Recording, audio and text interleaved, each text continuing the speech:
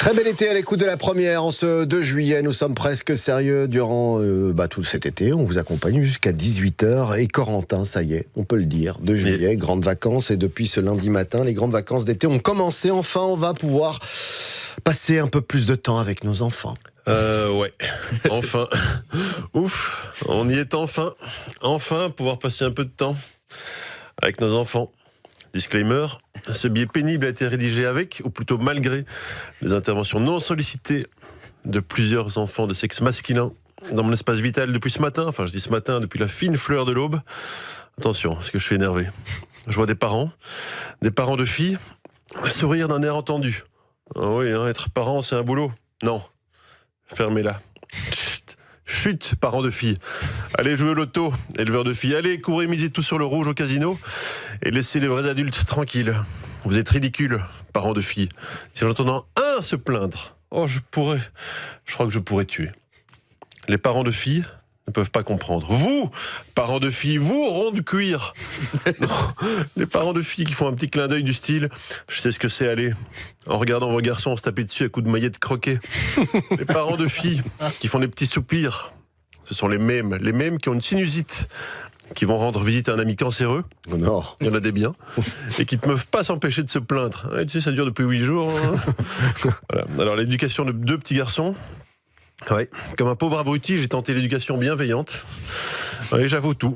Comme monsieur et madame Hitler en 1889. J'ai tenté l'éducation bienveillante. J'ai lu tous ces livres d'escrocs qui ne prétendent pas, par exemple, que le cerveau de l'enfant ne traite pas bien la négation. L'enfant ne peut pas à la fois construire l'image mentale et la nier. Dans Ne mange pas ton bonbon, l'enfant retient les mots manger et bonbon. Et bonbon. Ça, c'est les enfants. Alors, oubliez Pol Pot, oubliez Mao, oubliez Castro. La véritable salope, c'est Madame Françoise Dolto. Non. Mais si. Il suffit de regarder son fils. J'aurais dû m'en douter. Alors, bien sûr, ce billet est, semi. Alors oui, à qui la faute ? À qui la faute ? Au prof ! Comme tout parent d'élève, comme tout parent d'enfant, enfin appelez ça comme vous voulez. Ce matin donc, à l'heure où blanchissait la camp... Ta gueule ! Je me suis retrouvé bien ennuyé. Qu'allais-je faire de mes 4 enfants, mal de surcroît, qu'un physique agréable, une hygiène irréprochable et une éducation classique ont conduit dans mes bras. Ces 4 enfants, disais-je, qu'allais-je en faire ? Pourquoi ? À un peu plus de 2 mois de grandes vacances, à l'aube de 2 mois de grandes vacances, suis-je embarrassé un peu comme une coccinelle arrivé au bout d'un doigt. Que faire de ces journées, enfin de ces enfants, alors que des tâches capitales m'attendent chaque jour, je suppose que vous en doutiez.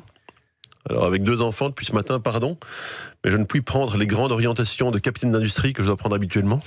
En présence de 4 enfants mâles, rejoignant la prise de Fort Alamo avec des sabres laser. Bref, si j'en suis là, c'est à cause du corps enseignant qui a lâchement abandonné les enfants au début de juillet. Tout ça pour partir exposer leur corps musclé, bronzé, épargné par la vie, sur les plages les plus sélectes de la Riviera.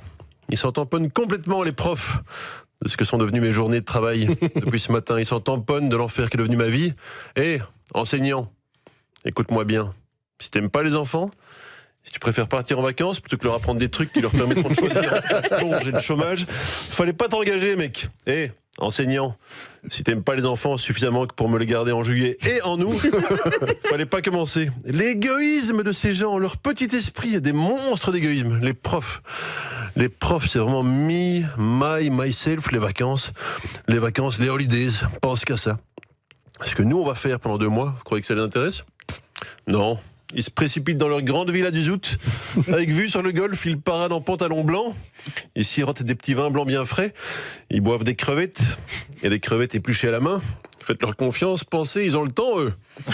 Que nos enfants désapprennent tout ce qu'ils ont appris, ça leur en fait bouger une. C'est l'expression. Ça en fait bouger. Merci. Pendant ce temps, nous, les adultes responsables, pas ceux qui abandonnent les enfants, à qui la garde leur a été confiée, sous prétexte qu'ils ont obtenu congé payé, après je ne sais quelle compromission.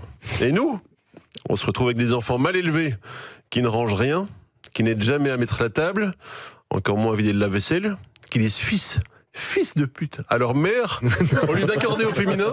Je l'ai vu ce matin. Allez, bonnes vacances à tous les petits-enfants, et merci beaucoup à vous, chers professeurs. Plein de bisous à tous. C'est vrai que les profs, ils ont 2 mois, mais... 2 mois, mais ils en ont bavé. Mais ils bossent, ils en bavent comme vous pendant toute l'année. C'est vrai. Là, vous allez... Merci, professeur. Vous allez juste vous dire une chose. Je dis respect. Voilà, ce mot, important quand même. Et embrassez vos enfants de notre part. Je le ferai. Et votre moitié aussi. Vous n'avez jamais pensé à la mettre un peu dans la cave? Oui, la moitié. Enfin, moi, c'est un